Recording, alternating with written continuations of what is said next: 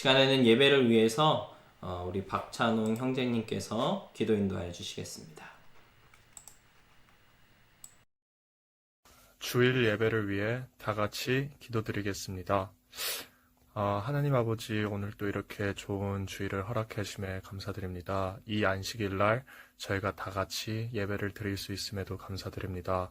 주님께서 인도하여 주셔서 하나님 아버지, 저희가 이 힘든 시기를 잘 이겨낼 수 있도록 도와주세요.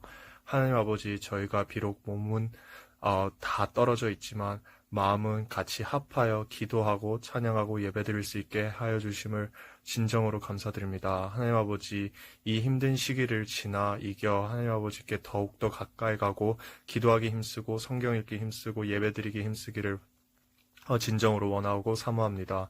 하나님 아버지, 저희 삶에 더욱더 나태해지지 않고 오히려 힘을 내어 하나님 아버지를 더욱더 알아가는데 힘을 쓸 수 있도록 도와주시고, 오늘 말씀 전하시는 이미철 목사님과 함께 계셔서 하나님 아버지께서 그의 마음과 생각을 주관하여 주옵소서.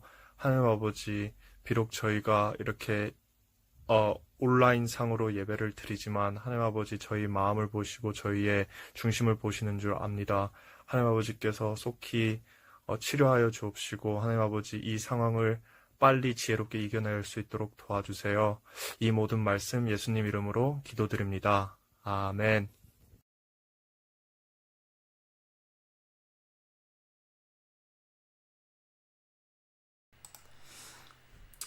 오늘의 말씀을 우리 박서연 학생이 대표로 봉독하여 주시겠습니다. 저녁이 되매 제자들이 나와 이르되 이곳은 빈 들이요 때도 이미 저물었으니 무리를 보내어 마을에 들어가 먹을 것을 사 먹게 하소서. 예수께서 이르시되 갈 것 없다. 너희가 먹을 것을 주라. 제자들이 이르되 여기 우리에게 있는 것은 떡 5개와 물고기 2마리 뿐이니이다. 이르시되 그것을 내게 가져오라 하시고 무리를 명하여 잔디 위에 앉히시고 떡 5개와 물고기 2마리를 가지사 하늘을 우러러 축사하시고 떡을 떼어 제자들에게 주시매 제자들이 무리에게 주니 다 배불리 먹고 남은 조각을 12바구니에 차게 거두었으며 먹은 사람은 여자와 어린이 외에 5,000명이나 되었더라. 아멘.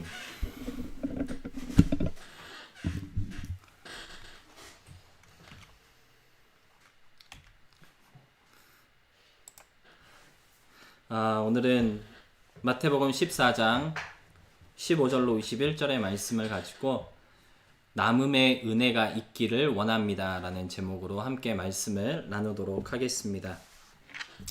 오늘은 6월 첫째 주일입니다.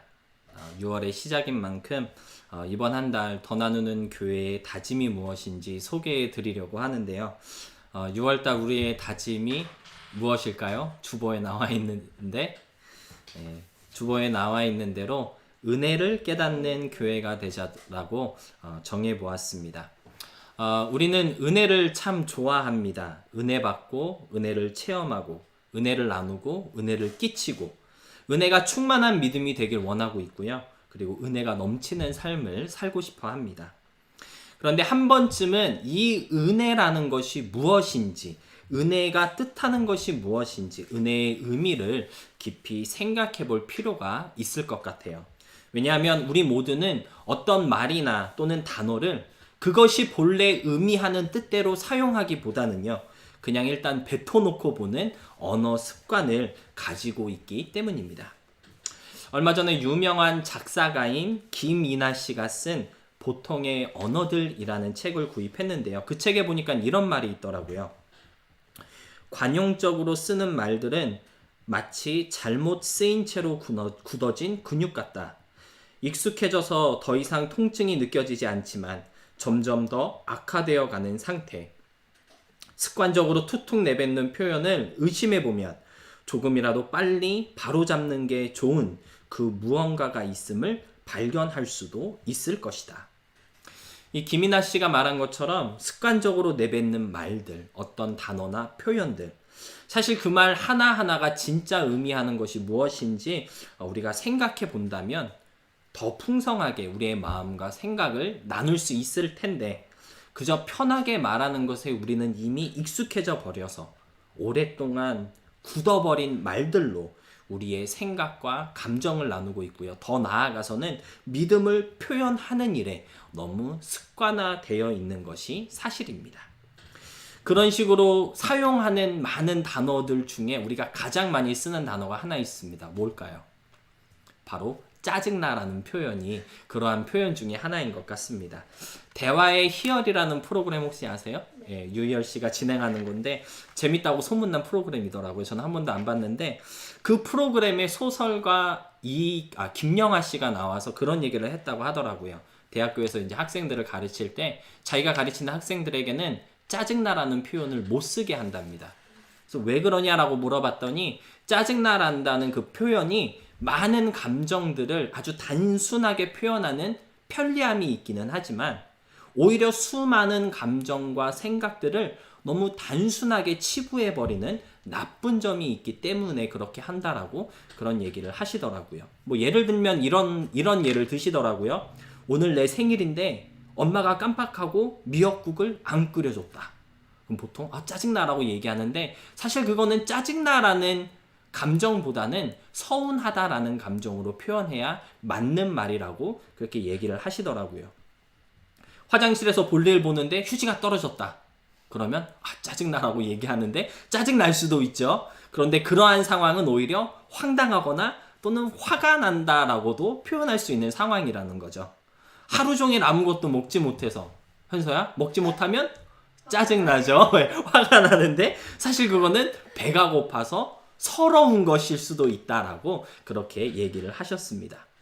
수많은 감정의 무늬들을 한 가지 모양으로 손쉽게 그려버리는 습관이 너무 만연하다 보니까 원래 내가 느끼고 생각하는 바를 제대로 전달하지 못하고 있는 시대가 요즘 시대가 아닐까 그렇게 얘기해 볼 수 있다는 것이죠. 믿음 생활할 때도 마찬가지입니다. 특별히 5월달, 6월달 우리가 계속해서 은혜라는 것을 함께 생각하고 있는데요. 어쩌면 이 은혜라는 말도 그렇게 굳어버린 근육이 아닐까라는 생각을 해보는데요. 우리는 너무 통상적인 뜻으로 사용되는 은혜에만 익숙해져 있습니다. 그런데 은혜가 무엇인지 그 본래의 의미를 조금 더 분명하게 이해한다면 지금보다 더 건강하고 온전한 믿음으로 성장할 수 있지 않을까 생각이 되어지는데요. 그래서 6월 한 달 우리가 좋아하는 이 은혜가 뜻하는 것이 무엇인지 은혜의 의미와 목적 그리고 은혜의 기능에 대해서 조금 더 자세히 살펴보려고 합니다. 은혜라는 표현을 좀 제대로 이해하고 사용할 수 있는 그런 더 나누는 교회가 될 수 있었으면 좋을 것 같습니다. 그런 의미에서 오늘 본문은 우리에게 은혜의 참뜻을 깨닫고 올바르게 표현한 한 사람을 소개해주고 있는데요.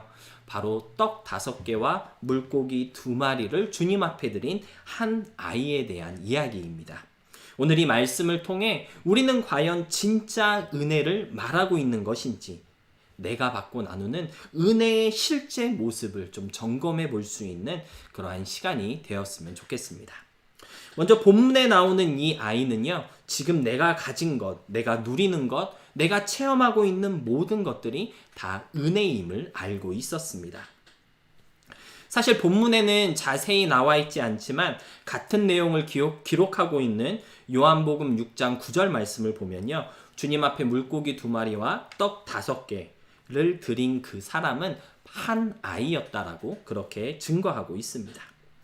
한 아이가 주님께 자신의 것을 드렸다라는 것이 사실 그리 대단한 일은 아닐 수도 있습니다. 맞죠? 마치 우리가 주님 앞에 헌금하는 것과 전혀 다르지 않은 모습이기 때문에 그래요.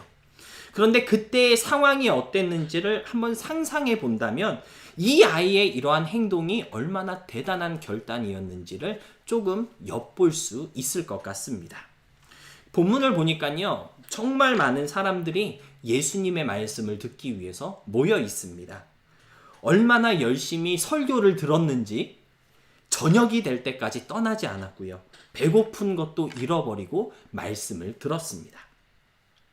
그러다가 해가 떨어지고 날이 어두워지니까 그제서야 배고픔을 느끼게 되었어요. 그래가지고 배고파 짜증나 죽겠네 라고 한 것이 아니라 배고프니까 뭔가라도 먹어야겠다 웅성거리기 시작했습니다. 어떤 사람은 도시락을 싸가지고 다니기도 했을 것이고요. 어떤 사람은 돈은 있는데 사 먹을 데가 없어서 황당해하고 있을 수도 있고, 어떤 사람은 정말 불쌍하게도 돈도 없고 먹을 것도 없는 그러한 사람들도 있었을 것 같습니다. 각자의 방법과 방식으로 배고픔을 해결하려고 분주할 그때에 예수님은 제자들에게 우리가 먹을 것을 주자라고 제안하셨고요. 사람들에게 먹을 것이 있는지 한번 좀 알아보라고 그렇게 심부름을 시키셨습니다. 그런데 잘 보시기 바랍니다. 거기에 모인 사람들이 오늘 본문 말씀을 보니까요, 5,000명 모여 있다고 그렇게 말씀하고 있는데, 사실 5,000이라는 숫자는 남자만, 20세 이상인 남자만 셌을 때 5,000명이라는 얘기예요. 거기에 여자들과 어린아이들까지 다 합하면 약 2만에서 3만 명 정도 되는 사람들이 모여 있었을 것이라고 그렇게 말들을 하시는데요. 그 많은 사람들에게 예수님은 먹을 것을 좀 나누어 달라고 말씀하셨는데, 그런데 물고기 2마리와 떡 5개를 가지고 있었던 이 아이 외에는 그 누구도 자신의 것을 나누어 주지 않은 것입니다. 이 아이의 행동이 얼마나 대단한 행동인지 짐작이 가세요? 거기에 모여있던 그 많은 사람들은요, 예수님을 모르는 사람들이 아니에요. 예수님의 말씀을 지금 밤새도록 듣고 있었던 사람들이라는 거예요. 그분의 말씀을 듣고 그분을 체험한, 소위 영어로 Jesus follower들이라고 그렇게 표현될 수 있을 만큼 예수님께 열심 있는 사람들이었다라는 거예요. 말씀 듣고 은혜 받았다. 내가 예수님을 직접 만나보니 정말 이 세상에 오신 메시아인 것 같아. 이러한 고백들을 한 사람들이다라는 것이죠. 그런데 정작 예수님께서 너가 가진 것을 나누어 달라라고 했을 때에는 그 누구도 나누어 주지 않고 꿀먹은 벙어리가 되어버렸다라는 것이죠. 이번 주에 올인이란 책을 다 읽었습니다. 그 책 끝자락에서 저자는 이렇게 말하고 있어요. 그리스도인처럼 행동하기는 쉬워도 그리스도인처럼 반응하기는 어렵다. 참 우리에게 많은 도전을 주는 그러한 구절이 아닌가 생각되는데요. 자기 도시락을 내주지 못했던 2만에서 3만 명이나 되는 사람들에게 던지는 메시지가 아닐까요?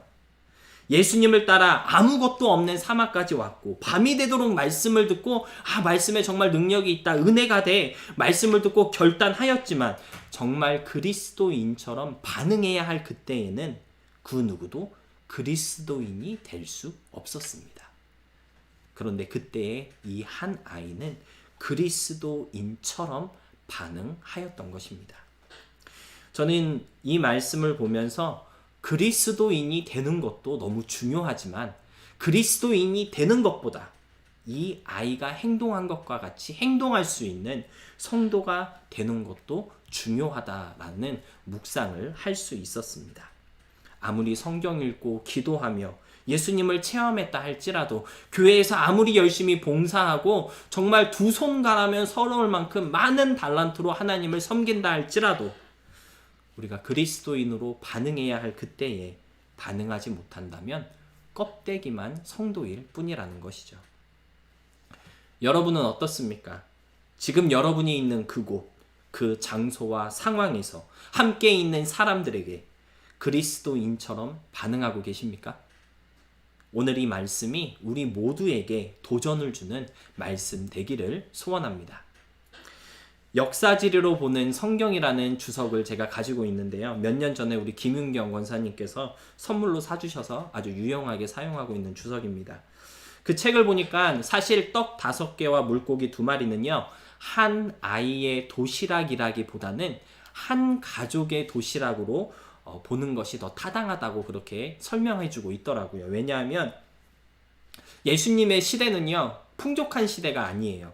가난하고 어려웠던 시대이기 때문에 한 아이의 도시락 치고는 너무 많은 양이 들어있기 때문에 아마도 한 가족의 도시락으로 보는 것이 더 타당하지 않느냐, 그렇게 해석하고 있었습니다. 저는 그 해석을 보면서 2가지 장면이 떠올랐습니다. 한 장면은요, 이 아이가 자기 도시락을 들고 가서 예수님께 드릴 때, 조금 뒤에서 아주 뿌듯한 표정으로 이 아이를 바라보고 있는 엄마 아빠의 모습, 그 장면이 떠올랐고요. 또 다른 장면은요, 가족의 도시락을 들고 튄 아이를 찾기 위해서 잔뜩 화가 난 얼굴로 사람들 사이를 비집고 다니는 부모님과 그런 부모님 몰래 마치 아무 일도 없었다는 듯 시치미를 뚝 뗀 얼굴로 도시락을 내놓고 있는 아이의 모습. 이 두 가지 모습이 상상 가능하지 않겠습니까? 물론 엄마 아빠의 허락을 받고 도시락을 내어주었을 거예요. 그런데 두 번째 장면이 더 드라마틱한 장면이라고 그렇게 혼자 상상을 해보았습니다. 아무튼 중요한 것은 한 아이의 손에서 그 도시락이 나왔다는 것이 중요한데요. 아마도 이 아이가 먼저 부모님께 엄마 또는 아빠, 우리가 가진 것이 있잖아요. 우리 이거라도 함께 나누어 주면 안 될까요? 이 아이가 먼저 부모님께 제안한 것이 아닐까 그렇게 생각이 되어집니다. 무엇이 이 아이로 하여금 가족의 도시락을 주님 앞에 드리게 했을까요? 왜 다른 사람들은 자기 도시락을 주님 앞에 드려야겠다라고 생각하지 못했을까요?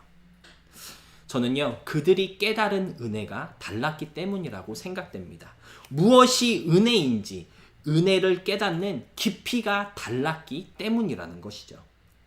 사실 물고기와 빵은요, 당시대에는 누구나 가지고 다니는 아주 평범하고 흔해 빠진 도시락입니다. 특별할 게 전혀 없는 일상 중에 일상이라는 거예요. 우리말로 하면은 주먹밥 같은 거고요. 김밥 한 줄 같은 것이 바로 물고기와 떡 5개라는 거예요. 누가 주먹밥이 하나님의 은혜이고 하나님의 넘치는 사랑의 증거가 김밥 한 줄이다 라고 생각하겠습니까? 그런데 오늘 본문에 나오는 이 아이는요, 그처럼 평범하고 늘상 가지고 다니던 그 도시락도 하나님의 은혜이고 사랑임을 깨달아서 그것을 주님 앞에 드려야겠다, 이 은혜를 나누고 싶다라고 생각했다라는 것입니다. 우리는 가끔 하나님의 은혜는요, 아주 거창하고 뭔가 특별한 신비한 그러한 것일 것이라고 생각을 하는데요. 평범하고 일상적인 것들이 하나님의 은혜임을 우리도 알 수 있어야 하겠습니다. 사실 우리가 받은 은혜대로 행동하지 못하는 이유는요, 특별하고 신기한 은혜 체험만을 기다리고 있기 때문 아닐까요? 일상의 삶도 은혜임을 깨달을 때 본문의 아이처럼 행동으로 증거되어지는 은혜가 될 수 있는 것입니다. 6월 한 달을 시작하면서 우리에게도 이런 깨달음이 있었으면 좋겠습니다. 뭔가 특별하고 놀라운 은혜의 역사나 체험이 아니다 할지라도 비록 그것이 주먹밥 하나, 김밥 한 줄 같은 너무 평범하고 보잘것없는 것이라 할지라도 내가 누리는 모든 것들이 다 주의 은혜임을 깊이 생각하고 묵상할 수 있음으로써 사소한 은혜일지라도 그것을 나누고 퍼줄 수 있음으로써 모두가 유익하게 되는 그러한 한 달이 될 수 있기를 주님의 이름으로 부탁드립니다. 그런가 하면 은혜가 은혜인 줄로 알고 그것을 나누게 되면요, 본문 말씀 보니까 더 많이 남는 역사가 일어난다고 증거하고 있습니다. 사실 본문에 나오는 기적이 정말 놀라운 기적이에요. 어떻게 빵 5개와 물고기 2개로 5,000명이 넘는 사람들, 2만에서 3만 명이 되는 사람들이 먹을 수 있을까요? 그래서 본문 말씀 중에 가장 드라마틱한 장면을 하나 뽑으라고 한다면 한 가족이 겨우 먹을 수 있는 얼마 되지 않는 도시락으로 2만에서 3만이 되는 사람들이 배부르게 먹은 장면을 뽑을 수 있을 것입니다. 그런데 그것보다 더 충격적인 장면이 있습니다. 바로 먹고 남은 음식을 모았더니 12바구니나 되었다라는 것입니다. 처음에 드린 것보다 훨씬 많이 남았죠. 처음에 드린 것은 아주 조그만한 도시락이었어요. 물고기 2마리와 빵 5개 들어있는 5병이어의 도시락을 드렸는데 드린 것보다 남은 것이 훨씬 더 많이 남게 되는 그러한 충격적인 장면을 오늘 본문은 우리에게 보여주고 있습니다. 저는 이제까지 이 오병이어 기적의 핵심은 5천이 넘는 사람들이 배부르게 먹었다는 것에 있는 줄 알았어요. 그런데 다시 보니까 오히려 12바구니에 차고 넘치도록 남았다는 것이 이 기적의 핵심이라는 것을 발견할 수 있었습니다. 사실 하나님의 은혜는 딱 떨어지고 정확하게 부어주시는 은혜입니다. 왜냐하면 하나님 자신이 한치의 오차도 없으시고요.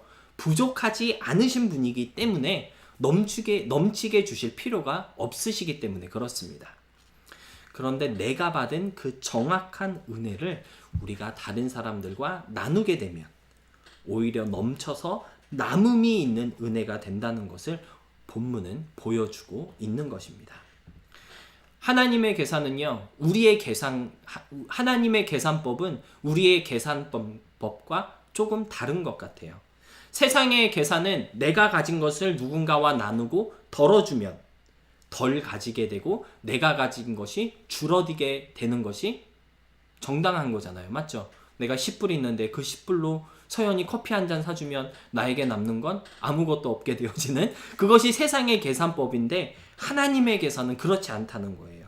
나에게 있는 것을 나누고 섬기게 되면 오늘 본문의 말씀처럼 더 많이 남게 되는 것이 하나님의 계산법이라는 것입니다.